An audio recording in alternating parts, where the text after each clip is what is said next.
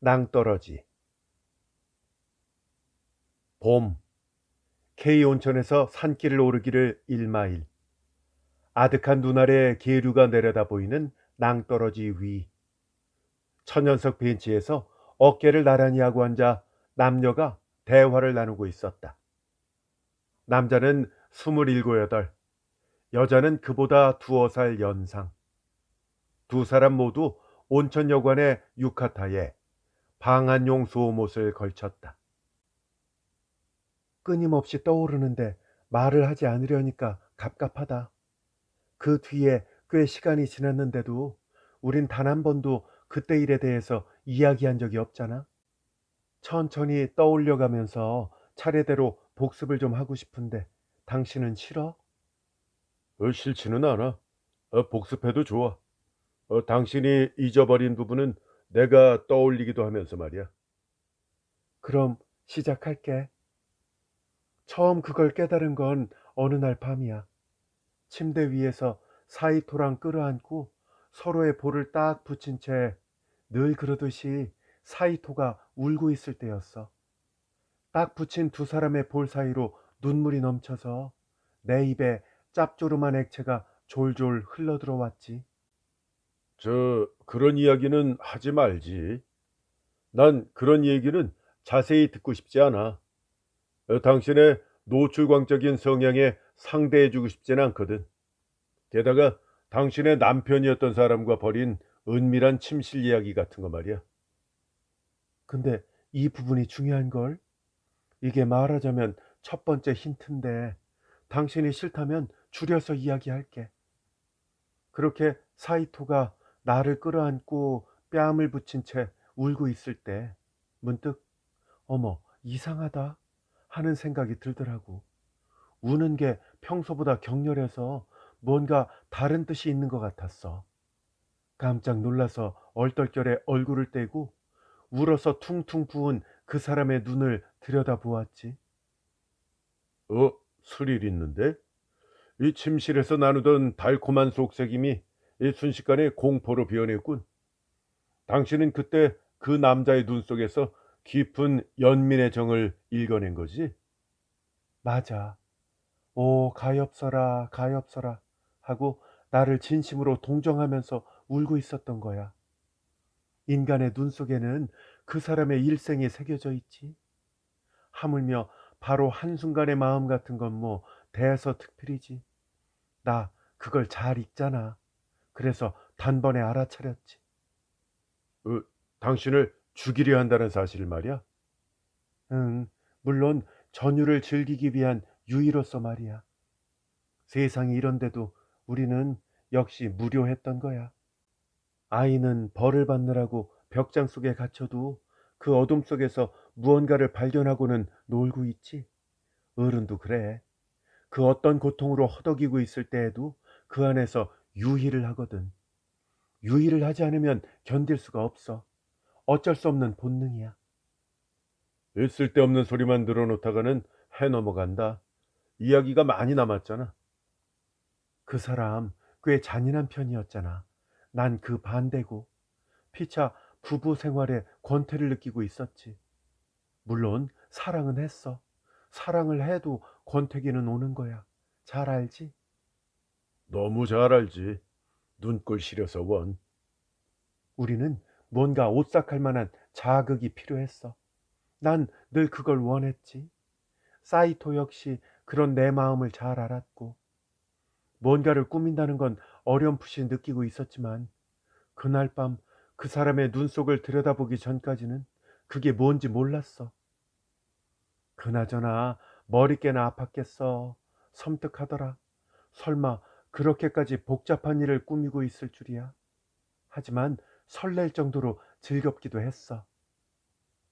자, 당신이 그 남자의 눈 속에서 깊은 연민의 정을 읽어냈어. 하지만 그 역시 그 남자의 연극이었지. 그 연극으로 당신에게 첫 번째 힌트를 준 거고. 그래서 다음에는 저 두 번째 힌트는 뭐야? 짙은 남빛 외투를 입은 남자. 같은 남빛의 중절모를 쓰고 선글라스를 꼈고 짙은 콧수염을 기르고 있었지? 그 남자를 당신이 맨 처음 발견한 거잖아. 맞아. 그럴 수밖에 없는 게 나는 당신 집에 얹혀 사는 처지였고, 당신들 부부 전속의 광대였고, 또 셋째로는 인기 없는 그림쟁이였으니까 말이야. 널린 게 시간이라서 거리를 배회할 때도 많았지. 남빛 외투를 입은 남자가 당신 집 주변을 어정거리는 걸 맨 처음 알아챈 것도 나고, 모퉁이의 찻집에서 그 남빛 외투가 당신네 식구들 일이며 집 구조까지 꼬치꼬치 캐묻고 다닌다는 사실을 찻집 마담에게서 듣고 당신에게 가르쳐 준 것도 바로 나였어. 나도 그 남자를 보았어. 나지막한 뒷문 밖에서 한 번, 대문 옆에서 두 번, 헐렁한 외투 주머니에 양손을 찔러놓고 그림자처럼 서 있었지. 불길한 그림자처럼 우뚝 서 있었어. 처음에는 도둑인가 했지. 이웃집 가정부도 그 녀석을 보고 주의를 줬었고. 그는 도둑보다 훨씬 무서운 자였어. 사이토의 연민의 눈물을 보았을 때 내 눈앞에는 퍼뜩 그 남빛 외투를 입은 남자의 모습이 떠올랐어. 자, 이게 두 번째 힌트. 세 번째 힌트는 탐정 소설이겠지? 그래, 당신 때문에 우리 사이에서 유행했던 그 탐정놀이. 사이토와 나도 원래 그런 취미가 없지는 않았어. 하지만 그렇게까지 따지고 들고 복잡한 트리까지 생각하게 된 건 바로 당신 때문이야. 그 무렵에는 다소 시들할 때였지만 반년 전에는 절정이었잖아. 우리는 매일 밤 범죄 트릭에 대한 이야기만 했지. 그 중에서도 사이토는 아주 열심이었어.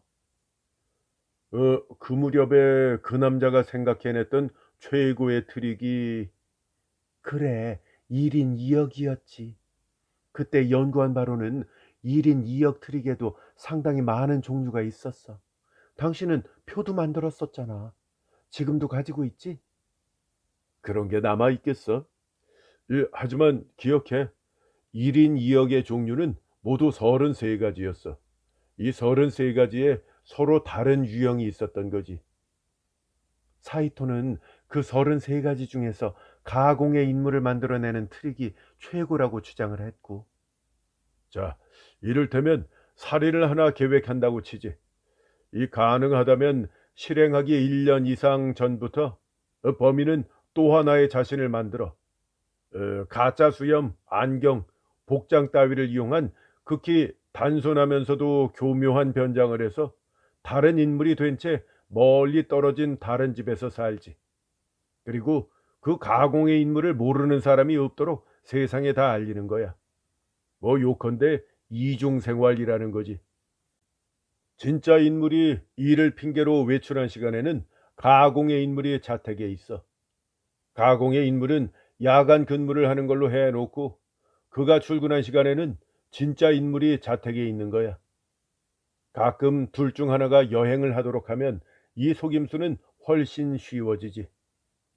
가장 적절한 시기를 노렸다가 가공의 인물이 살인을 하는데 그 직전과 직후에는 다른 사람 두어 명에게 자신의 모습을 노출시키고 그 인물이 확실한 범인인 것처럼 만들어두는 거야. 마침내 목적을 이루고 나면 그대로 가공의 인물은 없애버려. 이 변장에 썼던 도구들은 태워서 버리거나 추를 달아서 강바닥 같은 곳에 쳐넣지. 가공의 인물이 살던 집에는 영원히 주인이 돌아가지 않아. 행방이 묘연해지는 거지. 진짜 인물은 태연한 얼굴로 지금까지와 똑같은 생활을 유지하는 거고. 그렇게 되면 이 사건은 애당초 가공의 인물이 저지른 범죄니까 범인을 찾을 길이 없어. 이 소위 완전 범죄라는 거지. 그 사람은 이게 모든 범죄 트릭 중에서 최고라고 이 무서울 정도로 열렬히 이야기를 했지. 우리도 그 말에 완전히 넘어갔고 말이야. 그래서 난 그 가공의 범인이라는 트릭은 한치도 잊지 않고 있었어. 게다가 또 한 가지, 바로 일기장이 있었지. 그 사람은 분명 내가 찾아낼 것을 미리 예상하고 자신의 일기장을 숨기고 있었어. 아주 찾기 힘든 장소에 숨겨두었더라고. 하지만 애초부터 나에게 보여주기 위한 일기였으니까 진정한 비밀은 쓰지 않았어. 나중에 한 그 여자 일만 해도 한 줄도 적혀 있지 않았지. 미세 캐치인 셈이군. 이게 교정자들이 쓰는 말인데 옛날 문서 따위를 보면 원래 글자를 읽을 수 있도록 선만 그어서 지운 글자가 있어. 뭐 읽으려면 읽을 수 있지. 흔히 쓰는 편지에서도 종종 볼 수 있고.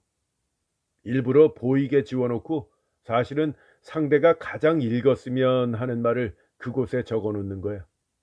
그 남자의 일기장이 바로 그거라고. 안 보여주는 척하면서 보여준다고 해야 되나? 난 그 일기장을 읽었어. 긴 논문이 적혀 있더라. 가공범인 트릭에 대한 논문 말이야. 아주 잘 썼더라고. 이 세상에 전혀 존재하지 않는 사람을 만들어낸다는 이야기. 그 사람 글을 아주 잘 썼어. 어, 알겠으니까 회고는 그쯤 해두고 이야기나 계속하지. 음, 그렇게 세 가지 힌트가 다 나온 셈이지? 연민의 눈물, 남빛 외투를 입은 수상한 인물, 가공살인 트릭에 대한 찬미. 하지만 또 하나, 네 번째 힌트가 있어야만 완성이 돼. 그건 바로 동기야. 동기는 그 여자였어. 그 사람은 일기에조차 그 사실은 적지 않았어. 그것까지 써버리면 모두 연극이 되어버려서 스릴이 없어지기 때문이지. 정말 얄밉게도 신중한 사람이야. 여자 문제는 당신이 가르쳐 주었지. 하지만 나 어렴풋이 알고는 있었어. 그 사람의 눈동자 깊은 곳에서 젊은 여자가 아른거렸거든. 침대에서 부둥켜 안으면 내가 아닌 다른 여자의 냄새가 그 사람의 몸에서 희미하게 풍겼거든. 자, 거기까지. 자, 그러니까 요컨대 그 네 가지 힌트를 연결해 보면 그 남자의 연극 줄거리는 바로 이렇게 되는 거지. 말하자면 미세 캐치로 그 여자의 존재를 당신이 알도록 하는 동시에 연민의 눈물을 흘리고 가엾게도 그녀와 함께 하는데 당신은 방해가 된다. 하지만 당신과 헤어지게 된다면 생활 능력이 없는 사이토로서는 하루아침에 빈털터리가 되니까 그럴 수는 없다. 그 남자는 친구의 사업을 돕는다는 핑계로 매일 아침 출근은 했지만 월급도 변변치 않았어. 말하자면 소일거리였지. 당신은 사이토와 정식 결혼을 했지만 재산은 움켜쥐고 놓지 않았지. 전후에 벼락부자가 되었던 당신의 죽은 아버지에게 물려받은 재산은 어디까지나 당신의 재산이었으니까 부부 공동 명의로 하지 않았지. 그 남자는 당신에게 큰 돈을 타내고 있었지만은 재산의 원금에는 손가락 하나도 대지 못했어. 그 재산을 당신의 의지와 달리 다른 여자와 누리는 향락에 쓰자면 당신을 죽여야 되지. 그렇게 하면 정식으로 결혼한 사이인데다가 당신에게는 친척도 없으니까 모든 재산이 그 남자 손에 굴러 떨어지는 거야. 바로 이게 동기겠지. 물론 전율 유희의 동기라는 의미지. 그래. 하지만 실제 범죄라고 해도 나무랄 데 없는 동기야. 살인의 수법은 그가 참여하는 가공 범인의 제의죠. 먼저 남빛 외투를 걸친 남자를 충분히 알린 다음에 그 모습으로 당신의 침실로 숨어 들어가서 당신을 죽이고 이 가공의 범인을 영원히 이 세상에서 지워버린다. 그리고 엇갈리듯 원래의 사이토로 돌아와 집으로 온다. 당신의 시체를 발견하고 소란을 피운다. 뭐 이런 순서겠지. 맞아. 내가 그런 식으로 생각해서 두려움에 떨게 만들면서 피차에 전율을 즐겨보자는 취지였어. 아이들의 탐정놀이보다 조금 복잡한 수준이었지. 하지만 만약 내가 그 사람이 단순한 유의를 노린 것이 아니라고 믿었다면, 그리고 정말로 사리가 있다는 느낌을 받았다면 이건 무시무시할 정도의 전율이지. 근데 그 사람은 바로 그걸 노렸어. 아이들의 탐정놀이보다 훨씬 무서운 것을 노리고 있었다고. 아이들의 탐정놀이라고 무시하지 마. 12살 때 탐정놀이를 하느라고 눈앞버린 여자아이와 함께 어두운 헛간에 숨어 있었는데 그 여자아이가 날 덮친 적이 있어. 귀여운 여자아이가 차마 입 밖에 낼 수 없는 이상한 자세를 잡았다고. 이 얼마나 무서웠는지. 정말 죽을 만큼 무서웠어. 저 본론에서 벗어나지 마. 자, 이렇게 지금까지 우리가 이야기한 모든 내용을 그날 밤 사이토의 퉁퉁 부은 눈을 들여다본 순간 1초 만에 모두 알아채고 말았어. 그런 많은 일을 떠올리고 논리적으로 조합하는 과정이 1초 만에 가능하다니. 인간의 두뇌 회전이란 정말 신기해. 대체 어떤 구조일까? 말로 하면 30분이나 걸리는데 1초 만에 생각해낼 수 있다니. 그래서 뭘 어쩌겠다는 거야? 정말로 당신을 죽일 작정이라면 엄연히 끝이라는 게 있겠지만 진짜 연극일 뿐이라면 언제까지고 끝이 없는 거잖아. 그냥 남빛 외투를 입은 남자로 겁만 주고 끝인 거야? 그렇지 않아. 이건 내 상상일 뿐이지만 끝은 나게 되어 있어. 남빛 외투를 입은 남자가 창문 따위로 침입을 해서 내 침실에 들어오는 거지. 비명을 지르게 만들어 놓고 내가 어떤 격렬한 전율을 느끼는지 감상하려고 했던 거야. 그런 다음 가공의 인물인 채로 내 침대에 들어오지. 타인으로 변장한 채 자신의 아내가 누워있는 침대로 들어가는. 고약한 취미로구만. 그래, 그 사람은 그런 고약한 취미를 갖고 있었어. 그게 아니라면 그런 괴상한 전율을 즐길 생각 따위 하지도 않았겠지. 결과는 전혀 달랐지. 그래, 지금부터 하는 이야기는 이제 장난이 아니야. 무서웠어. 난 지금도 무서워. 나도 지금부터 나올 이야기는 별로 마음에 들지 않아. 하지만 이야기를 하자고. 아무도 없는 이 낭떠러지 위에서 딱 한 번만 복습을 하자. 그러고 나면 당신도 다소나마 마음이 가벼워질지도 몰라. 응, 나도 그렇게 생각해. 그날 밤부터 날짜를 두고 3번 같은 일이 있었어. 뺨을 붙인 채 눈물을 흘리는 그의 우는 꼴이 점점 격해졌지. 어라? 이상하다 싶은 때가 몇 번이나 있었어. 그때마다 나는 서둘러 얼굴을 떼고 그 사람의 눈을 들여다 보았지만 더는 알 수 없었어. 그냥 잘못된 의심이었어. 난 무서운 의심을 하고 있었어. 어, 그럼 그 남자가 정말로 당신을 죽이려고 했던 거야? 문득 그 사람의 눈이 이런 말을 하는 것처럼 보이더라. 네가 전율을 느낄 수 있도록 난 가공의 인물을 만들어낼 작정이야. 처음에는 그럴 작정이었지. 하지만 이제는 이것이 연극으로 끝날 것인지 아닐 것인지 나조차도 모르겠어. 정말 내가 널 죽인다고 해도 난 안전해. 그리고 네 재산은 내 것이 되지. 난 그 유혹에 질지도 모르겠어. 솔직히 말하자면 난 너보다 그녀를 몇 곱절은 더 사랑해. 불쌍하다. 네가 너무 불쌍해. 목청이 터지도록 그가 이렇게 절규하는 듯 했어. 그 사람의 눈에서는 눈물이 끝도 없이 넘쳐 흘렀어. 이 눈물이 내 목구멍 속으로 꿀꺽꿀꺽 흘러들어왔지. 그 사람과 나의 심각한 망상이 시커먼 공간에서 서로 뒤엉켜 뒤죽박죽이 되는 바람에 난 이제 어떻게 해야 좋을지 막막해졌어. 어, 나한테 상담을 한 게 바로 그 무렵이었지? 맞아. 방금 말한 불안을 당신에게 털어놓았지. 당신은 지나친 생각이다. 그런 터무니없는 일은 있을 수 없다 하면서 나를 비웃었었잖아. 하지만 웃고 있는 당신의 눈에 반짝하고 의심의 그림자가 지나쳤지. 당신도 혹시 어쩌면 하는 일말의 불안감을 느끼고 있음을 난 분명히 알고 있었어. 하지만 난 그때는 그런 불안을 의식하지 못했어. 이 당신 같은 천리안에게는 못 당하겠군. 이 상대의 무의식 안에 있는 것까지 찾아내다니. 나 그 사람의 눈을 보는 게 무서워졌어.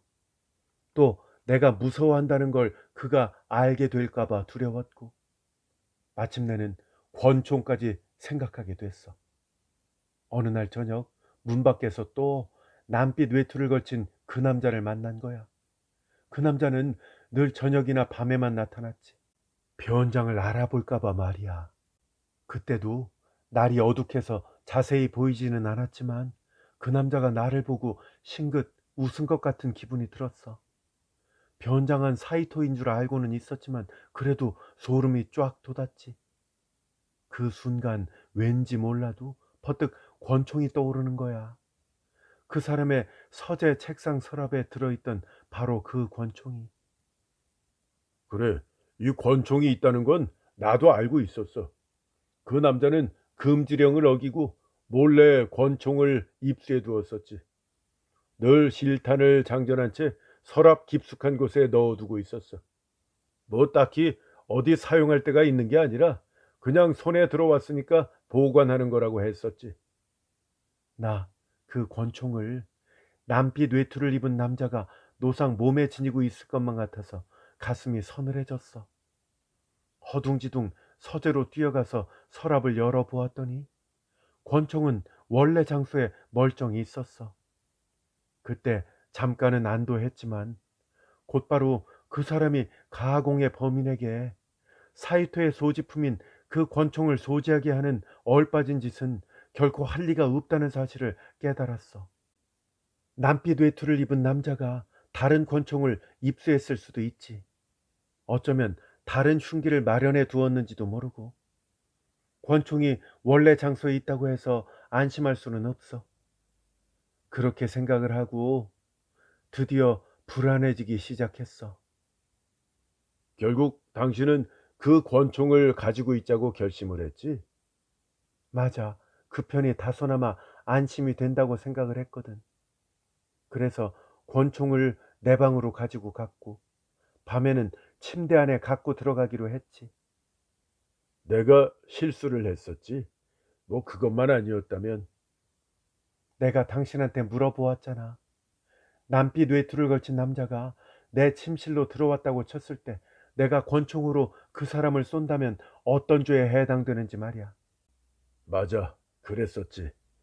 이 낯선 남자가 무단으로 집안에 침입을 해서 침실에까지 쳐들어온다면 남자에게 위해를 가할 의도가 없었다고 하더라도 정당방위가 성립된다. 혹시 상대를 죽인다고 해도 죄가 되지는 않는다. 하고 그때 내가 대답을 했었지. 뭐 사실 맞는 말이지만 이 돌이켜보면 쓸데없는 소리를 했다 싶어. 마침내 그 남자가 찾아왔어. 사이토가 없는 밤마다 이제나 저제나 하며 그렇게 되기만을 기다렸지. 12시가 넘자 그 남자는 담장을 넘어서 복도 창문을 통해 침입해서 이 발소리를 죽이고 다가왔어. 선글라스에 짙은 콧수염, 종종 보았던 그 남자가 틀림없었지. 난 눈을 감고 자는 척하면서 실눈을 뜨고 가만히 남자를 보고 있었어. 언제든 쏠 수 있도록 이불 아래서 권총을 꼭 쥔 채 말이야. 나 심장이 터질 것만 같았어. 어서 총을 쏘고 싶었지만 꾹 참고 실눈을 뜬 채 보고 있었어. 그 남자는 양손을 외투 주머니에 찔러 넣은 채 우뚝 서 있었지. 내가 잠든 척하고 있다는 사실을 분명히 아는 것 같았어. 그렇게 꼬박 1시간은 서로 노려보았던 것 같아. 난 불쑥 침대를 박차고 내려가서 깍 하고 비명을 지르며 달아나고 싶었지만은 이를 악물고 참았어. 마침내 그 남자가 성큼성큼 침대 곁으로 다가왔어. 전등가 뒤에 가려 있었지만 그 남자의 얼굴은 크고 또렷하게 보였어. 아무리 그럴싸하게 변장을 해도 사이토라는 걸 나는 확실히 알 수 있었지.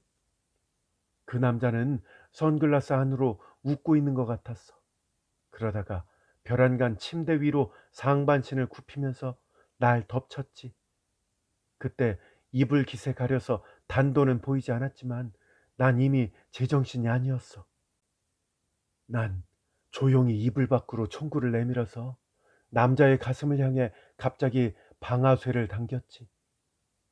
총을 겨눈 채 문답을 나누고 자시고 할 여유가 없었거든. 정말 쏘고 싶어서, 너무 쏘고 싶어서 미쳐버릴 것만 같았거든.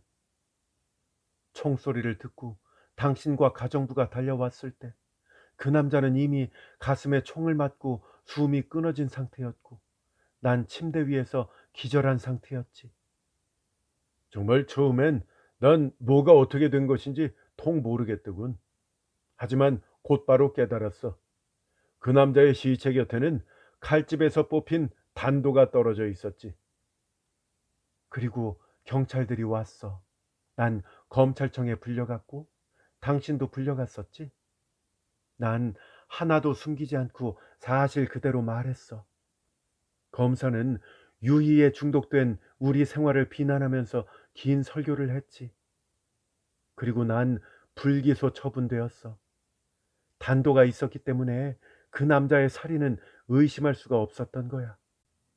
그 뒤 나는 알아눕는 일 없이 그 사람의 장례식까지 무사히 마치고 한 달쯤 집에서 은둔했어. 당신이 날마다 위로를 해주었지. 친척도 없고 친구도 없는 나에게는 기댈 곳이 당신밖에 없었어. 사이토의 여자 문제도 당신이 명쾌하게 매듭을 지어주었잖아. 그게 벌써 1년 전이군. 당신과 정식으로 결혼 절차를 밟은 것도 벌써 5달이고. 자, 이제 슬슬 돌아갈까? 할 얘기가 아직 남았어. 아직도 남았다고? 이제 복습은 완벽하게 끝낸 거 아니야? 지금까지는 겨우 맛보기에 지나지 않아. 응? 맛보기? 아니, 그렇게까지 깊숙이 분석을 했는데도 말이야. 언제나 참된 진실이란 가장 구석진 곳에 있는 법이야. 그 구석진 곳에 있는 것은 아직 이야기하지 않았어. 무슨 생각을 하는지 모르지만 당신 좀 신경쇠약 아닐까? 당신 무서워? 순간 남자의 동공이 커진 것처럼 보였다. 하지만 표정은 거의 변하지 않았다. 몸 역시 미동도 하지 않았다. 여자는 긴 수다 덕분에 흥분해서 발갛게 상기되어 있었다. 눈동자를 번쩍번쩍 빛내며 입술 끝을 싹 끌어올린 채 심술궂은 웃음을 띄었다. 타인의 마음을 자신의 뜻대로 조종해서 중죄를 저지르게 할 수 있다면 그 사람으로서는 정말 유쾌할 거야. 마음을 조종당한 쪽은 자신이 그 사람의 꼭두각시 노릇을 한다는 것을 전혀 눈치도 채지 못하니까 이렇게 완벽한 보험제도 없겠지. 이거야말로 진짜 완전 보험제가 아닐까? 당신 무슨 소리를 하는 거야? 당신이 꼭두각시 조종의 마법사라는 말을 하고 싶은 거야.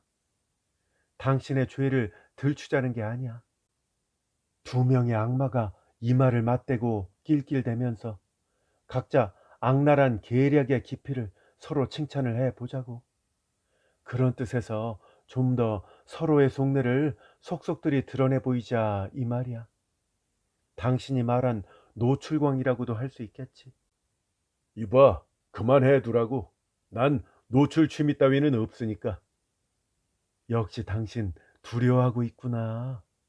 기왕 말이 나왔는데 이대로 접다니 뒷맛이 개운치 않잖아. 자, 말할게. 죽은 사이토에게 탐정 취미를 갖도록 바람을 넣은 것은 바로 당신이었어.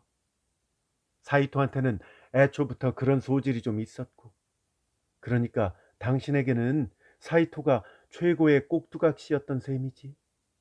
당신은 그 사람을 범죄 수법 연구에 몰두하게 만들고 가공 범인이라는 트릭에 심취하게 만들었어. 물론 사이토가 스스로 푹 빠진 거지만 당신은 놀랍도록 오묘한 기교로 사이토의 사고를 그 방향으로 이끌어갔지. 화술이었나? 화술이라기보다는 좀 더 심오한 거야. 당신은 그렇게 사이토를 입맛대로 주물렀어. 여자가 생긴 건 당신 탓이 아니야. 사이토가 스스로 만든 거지만, 뭐 그야 도락을 즐기는 사람이니까 언젠가는 일어날 일이었어. 당신은 그걸 제대로 이용한 거지. 가공의 범인이라는 트릭과 그 여자를 연관시키고 우리 부부가 전율을 즐기게 된 것도 모두 당신의 힘이 작용한 거였어. 사이토는 원래 그런 유별난 짓을 하며 즐거워하는 성격이었으니까 당신은 은근슬쩍 한두 마디 암시만 해주면 그만이었지. 사이토는 절대로 눈치챌 리 없는 말. 하지만 암시로는 무서운 힘을 가진 그런 말 말이야. 상상은 자유야. 하지만 그런 상상은 당신이 무시무시한 악인이라는 사실을 입증할 뿐이야. 그래, 악인이니까 악인의 마음을 아는 거야. 사이토가 당신 계략대로 남빛 외투를 걸친 남자로 변장을 하고 집 주위를 어슬렁거리기 시작했을 때 곧장 그 사실을 알았지. 그리고 나한테 알려줬잖아. 그때는 알아채지 못했었는데 나중에 생각을 해보니까 당신의 눈은 기쁨을 감추지 못하고 있었어. 그 눈의 의미는 그저 수상한 사내를 발견했기 때문만은 아니었어. 지금 생각해보면 당신의 눈 속에 해냈다, 뜻대로 되었다 하는 환희가 마치 벌거숭이처럼 고스란히 드러나 있었다고.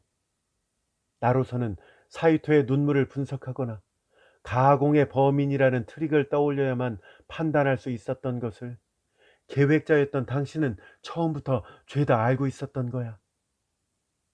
이제 그만하자. 어? 그만해. 아니, 조금만 더, 조금 더 할 이야기가 있어. 연극이 어느 틈엔가 진심으로 바뀌어서 사이토가 날 죽이지 않을까 생각했었지. 그 뒤로 총을 빼돌렸고 당신과 의논했어. 그러자 당신은 진심인 양 그런 터무니없는 일은 있을 수 없다고 부정하면서도 눈으로는 불안한 빛을 보였지. 게다가 만약 총으로 상대를 죽인다고 해도 정당방위라서 죄가 되지 않는다는 사실을 내가 확실하게 인지하도록 만들었지. 이제 당신은 돌아가는 형편을 구경만 하면 끝이었어. 살인은 일어날 수도 있고 일어나지 않을 수도 있어. 만약 일어나지 않는다고 해도 당신은 딱히 손해 볼 것이 없어. 한편 내가 총을 쏘고 사이토가 죽게 된다면 만사가 당신 뜻대로 되는 거지. 정말 훌륭한 생각이었어. 우리가 범죄 트릭에 대해서 자주 이야기하던 무렵에 그 뭐지? 프로버빌러티 범죄인가? 그게 화제가 된 적이 있었지. 가능성은 충분하지만 반드시 목적이 달성될는지는 알 수 없는 것. 운에 맡긴다 하는 그 가장 교활하고 가장 안전한 방법 말이야. 실패해도 범인은 털끝만큼도 의심받을 염려가 없으니까 몇 번이고 다른 음모를 되풀이할 수가 있어. 그러는 사이 언젠가 목적을 이룰 수 있는 날이 오지. 그리고 목적을 달성한다 해도 범인은 결코 의심을 받지 않아. 당신의 프로버빌러티 범죄는 사이토가 가공의 범인을 생각해낸 것과는 차원이 다른 고단수였어. 나 정말 화낼 거야. 당신은 지금 망상에 사로잡혀 있어. 머리가 이상해졌다고. 나 먼저 갈게. 어머, 당신 얼굴 땀범벅이네. 어디 안 좋아? 그때 총에 방아쇠를 당겼을 때 사이토가 단도를 갖고 있었다는 사실을 난 몰랐어. 즉시 목을 쥘 거라고 생각했고, 그게 아니면 그저 날 안을 뿐인지도 모르겠다고 생각했어. 어쩔 작정이었는지 몰랐다고. 그래도 난 방아쇠를 당겨버렸지. 실은 말이야, 아주 오래전부터 내심 당신을 사랑했거든. 당신도 그걸 알고 있었을 텐데. 그리고 나서 방아쇠를 당긴 채 기절하고 말았지. 단도는 정신이 들고 나서야 처음으로 본 거야. 그러니까 그 단도는 사이토가 외투 주머니에 숨겨두고 있었다고 생각할 수도 있지만, 한편으로는 당신이 사전에 준비해둔 사이토의 단도를 가지고 와서 죽은 사이토의 지문을 묻혀가지고 그 자리에 던져 놓았다고도 생각할 수가 있지. 왜냐하면 총소리를 듣고 맨 처음 달려온 사람은 당신이었고, 또 사이토가 단도를 가지고 있었다면 정당방위라는 변명이 더욱더 완전해지니까. 당신은 사이토가 살해당하기를 원했지만 내가 죄를 짓는 것은 싫었지. 날 돕기 위해서는 무엇이든 해야 했던 거야. 놀랍구만. 어떻게 그런 망상까지 할 수가 있어? 소용없어. 웃어 넘겨 보아야. 평소 때랑 목소리가 완전히 다르잖아. 꼭 우는 것 같아. 근데 왜 그리 겁을 내? 이거 우리끼리만 하는 이야기잖아. 제 아무리 위험성이 없는 프로버빌러티 범죄라고 해도 그런 무서운 음모까지 꾸며가면서 나를 손에 넣으려 한 당신을 내가 어떻게 배신하겠어. 마음 깊이 사랑해. 이 일은 우리만 아는 영원한 비밀로 묻어두자. 난 그저 한 번쯤은 진실을 얘기하고 싶다고 생각했을 뿐이야. 남자는 아무 말 없이 망상광은 상대하기도 싫다는 듯이 천연석 벤치에서 일어났다. 뒤따라 여자도 일어서더니 가는 길과는 반대 방향인 낭떠러지 끝쪽으로 천천히 걸어갔다. 남자는 왜 그런지 흠칫흠칫 떨면서 두어 걸음 떨어져 여자 뒤를 따라간다. 여자는 낭떠러지 끝에서 얼마 떨어지지 않은 곳까지 가더니 걸음을 멈추었다. 아득한 아래쪽에서 냇물 흐르는 소리가 아련하게 들려온다. 하지만 정작 냇물은 보이지 않는다. 계곡 아래쪽에 거무스름한 안개가 자욱하게 끼어 있어서 깊이가 얼마나 되는지 가늠할 수 없었다. 여자는 계곡을 향한 채 뒤에 있는 남자에게 말했다. 우리 오늘은 정말 진실만을 이야기했네. 이런 진실은 그렇게 흔히 말할 수 있는 게 아니야. 나 어쩐지 기분이 상쾌해. 근데 하나 더. 아직 말하지 않은 게 있어. 이 마지막 진실을 얘기해 볼까? 당신 얼굴을 보지 않고 이야기할게. 나는 있는 모습 그대로 당신을 사랑했는데 당신은 나와 내 돈을 사랑했지?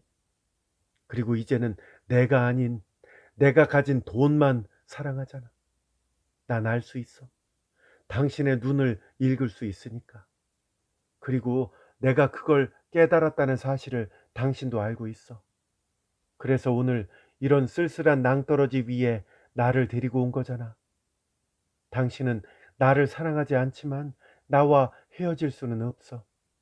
사이토와 마찬가지로 당신도 생활 능력이 없는 남자니까. 그렇다면 당신이 할 수 있는 일은 이제 단 하나밖에 없지. 사이토의 옛 계략을 흉내내서 나를 없애버리는 거야. 그렇게 되면 내 모든 재산이 남편인 당신 것이 되니까. 나 당신한테 다른 여자가 생겼다는 것도, 그리고 지금 당신이 나를 미워하고 있다는 것도 진작부터 알고 있었어. 뒤쪽에서 헉헉대는 남자의 거센 숨소리가 들려왔다. 남자의 몸이 슬그머니 이쪽으로 다가오는 것이 느껴졌다. 여자는 마침내 때가 왔다고 생각했다. 등에 남자의 양손이 닿았다. 그 손은 격렬하게 바들바들 떨고 있었다. 그리고 꾹 무서운 힘으로 여자의 등을 밀었다. 여자는 그 힘에 저항하지 않고 부드럽게 몸을 접으며 옆으로 획 몸을 뺐다. 남자는 제풀에 다다다 앞으로 밀려가며 허우적댔다. 죽을 힘을 다해 땅을 딛고 멈추려 한 그 마지막 한 발짝 밑에는 이미 지면이 없었다. 남자의 몸 전체가 작대기처럼 옆으로 넘어진 채 휙 아래쪽으로 떨어져 갔다. 지금까지는 전혀 들리지 않았던 작은 새의 지저귀는 소리가 요란스럽게 그녀 귀에 들어왔다. 냇물 하류 쪽에 탁 트인 하늘에 떼지어 모인 구름을 지는 해가 새빨갛게 물들였다. 놀랄 만큼 웅대하고 아름다운 저녁놀이였다.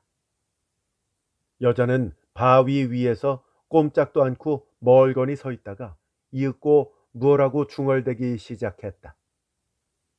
또 정당방위였네. 그나저나 이게 무슨 일이람? 1년 전에 나를 죽이려 한 것은 사이토였어. 그랬는데 살해된 쪽은 내가 아니라 사이토였지. 이번에도 나를 밀어 떨어뜨리려고 한 것은 바로 그였어. 그랬는데 낭떠러지에서 굴러 떨어진 쪽은 내가 아니라 그였고. 정당방위란 참 묘한 거네. 둘 다 진짜 범인은 나였는데 법은 나를 벌하지 않아. 세상도 나를 의심하지 않고. 이런 교활한 수법을 생각해내다니 나도 참 어지간한 악녀다. 난 앞으로 또 몇 번이나 정당방위를 하게 될까? 결코 죄가 되지 않는 방법으로 몇 명의 사람을 더 죽이게 될까? 저녁에는 넓은 하늘을 불태우고 낭떠러지의 바위들을 핏빛으로 물들이고 그 뒤쪽에 창백한 숲까지 활활 불태웠다. 바위 위에 오독하니 서 있는 그녀는 자그맣고 또 자그마했고 인형처럼 사랑스러웠으며 그 아름다운 얼굴은 복숭아빛으로 상기되었고 동그란 눈은 하늘빛을 받아 기괴하게 빛났다. 여자는 그 자세 그대로 대자연의 미세하고 정교한 장식물처럼 언제까지고 꼼짝도 하지 않았다.